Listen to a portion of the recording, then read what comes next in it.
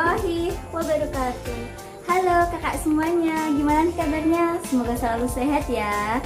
Ketemu lagi dengan Bunda Ulfa. Kali ini kita masih di materi yang sama, yaitu di tema 1 sub tema 4. Nah, sebelum kita masuk ke materinya, kita baca doa dulu ya. Kita baca basmalah bersama Bunda Ulfa. Bismillahirrahmanirrahim. Oke, langsung saja. Apa sih Bunda materi yang akan dipelajari dengan Bunda Ulfa hari ini? Yaitu yang pertama, kita akan belajar tentang pembagian susun pendek yang disebut dengan porogapet. Yang kedua, kita akan belajar tentang mozaik. Nah, lebih jelasnya kita langsung ke materi yang akan dijelaskan Bunda Ulfa. Kakak semuanya menyimak ya materi yang pertama, yaitu tentang pembagian susun pendek atau disebut dengan porogapet. Nah, soal yang pertama yaitu 256 dibagi 4. Nah, langsung saja kita langsung ke langkah yang pertama. Kita lihat di sini 2 dibagi 4. Kira-kira bisa tidak ya 2 dibagi 4? Ternyata tidak bisa. Maka kita ambil angka di belakang 2, yaitu 5. Menjadi angka berapa sekarang? Yaitu 25. 25 dibagi 4. Nah, 4 dikali berapa yang mendekati angka 25? Ternyata angka 6. Kita tulis di angka di atasnya. Kemudian 6 dikali 4 berapa? Yaitu 24. Nah, kita tulis di bawah angka 25. Karena porogapet meletakkannya itu dari depan. Beda lagi kalau perkalian, itu meletakkannya di belakang. Setelah itu kita kurangi. 5 dikurangi 4 berapa? 1. Kita tulis 1 di bawahnya. 2 dikurangi 2, 0. Nah, untuk 0 tidak perlu ditulis karena tempatnya di depan, jadi tidak memiliki nilai apapun. Setelah ini ada angka yang belum kita operasikan, yaitu angka 6. Kita turunkan angka 6, jadi angka 16. 16 dibagi 4 berapa? Yaitu 4. Nah, 4 dikali 4 ada 16. Kita kurangi lagi, habis, dapatnya 0. Nah, kalau sudah 0, kita sudah lihat hasilnya. Hasilnya berapa? 64. Nah, mudah sekali bukan? Kita coba soal lagi ya kakak. 735 dibagi 3. Nah, kita lihat di sini dari depan ya. Untuk perhitungannya dari depan. Jadi 7 dibagi 3 berapa? Bisa tidak? Ternyata bisa. Kalau bisa, kita tidak perlu mengambil angka di belakangnya. Kita cukup membaginya dengan angka 7. 3 dikali berapa yang dekat dengan angka 7? Tidak boleh melebihi angka 7. Harus kurang dari angka 7, yaitu 2. 2 kali 3 berapa? 6. Kita tulis di depan, di bawahnya angka 7. Kemudian kita kurangi. 7 dikurangi 6 sama dengan 1. Kemudian kita turunkan angka di belakang 7, yaitu 3.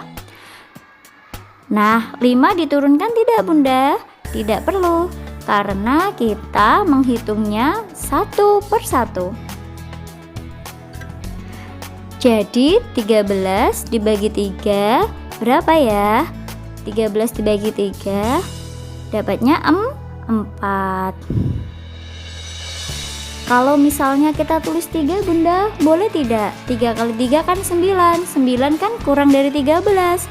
Tidak boleh kakak, karena kita mengambil angka yang paling mendekati dengan angka 13, yaitu 4. 4 kali 3 berapa? Yaitu 12. Nah, sekarang kita kurangi. 13 dikurangi 12, 3 dikurangi 2, 1 dikurangi 1, kosong, tidak perlu ditulis. Kemudian angka 5 kita turunkan, yaitu 15. 15 dibagi 3 itu 5. 5 kali 3 adalah 15. Hasilnya 0. Sudah habis. Kalau hasilnya sudah 0, itu artinya operasi porogapitnya sudah selesai. Jadi 735 dibagi 3 adalah 245.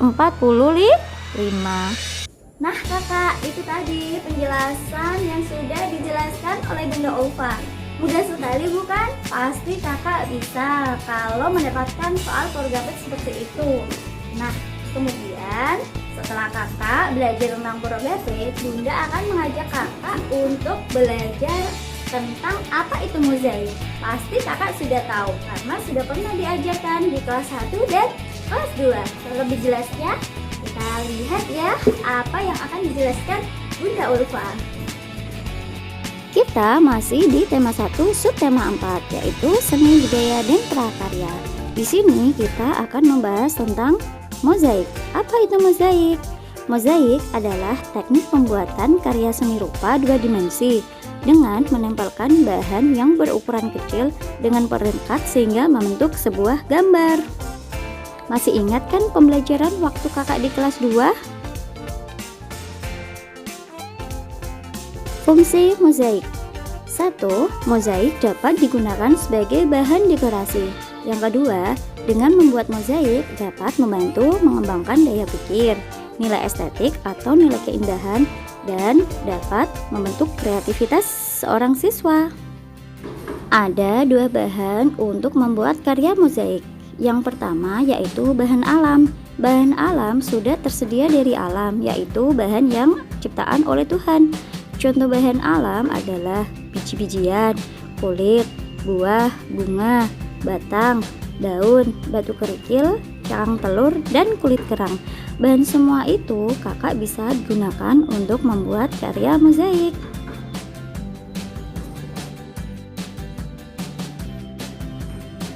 Bahan yang kedua yaitu bahan buatan. Bahan buatan adalah bahan yang diciptakan oleh manusia. Contohnya adalah kertas, kaca, keramik, marmer, plastik, dan kain perca. Kakak bisa menggunakan untuk membuatnya. Contoh karya mozaik. Di dalam gambar adalah sebuah gambar ikan. Ini karena bertemakan di bawah laut. Kakak gunakan kertas kecil atau yang kertas dipotong kecil-kecil dan disesuaikan dengan temanya. Lalu kakak tempel. Coba lihat hasilnya, bagus bukan? Contoh yang lain yaitu gambar kupu-kupu. Ini adalah tema hewan kupu-kupu yang terbuat dari bahan alam. Yang kita gunakan adalah biji jagung, kacang hijau, ada beras merah. Nah, disesuaikan ya kakak. Indah bukan hasilnya? Contoh berikutnya yaitu karya mozaik bahan buatan, yaitu terbuat dari kancing. Ada kumpulan kancing yang kita tempelkan pada sebuah gambar. Tema berikut ini adalah tema burung hantu yang ditempeli dengan kancing menggunakan lem. Nah, kakak bisa membuatnya di rumah dengan gambar yang sesuai selera hati kakak. Nah, bagus bukan? Setelah kakak melihat penjelasan dari Bunda, sekarang Bunda akan mengajak kakak yaitu mengidentifikasi karya mozaik. Ada gambar A dan gambar B. Coba kakak identifikasi.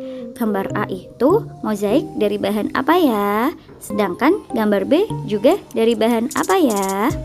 Nah, kalau bahan A itu terbuat dari bahan buatan, yaitu kancing. Sedangkan gambar B terbuat dari bahan alam yang menggunakan dedaunan yang ditempel pada tema burung hantu. Nah, sekarang kakak jadi tahu kan apa itu mozaik?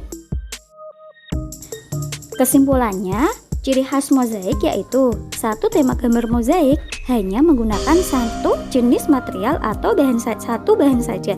Kalau ada bahan yang lain itu bukan termasuk mozaik ya kakak ya.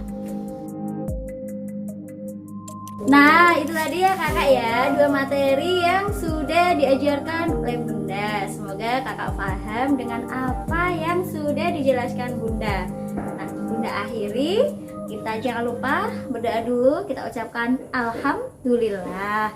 Dan Bunda ucapkan wassalamualaikum warahmatullahi wabarakatuh.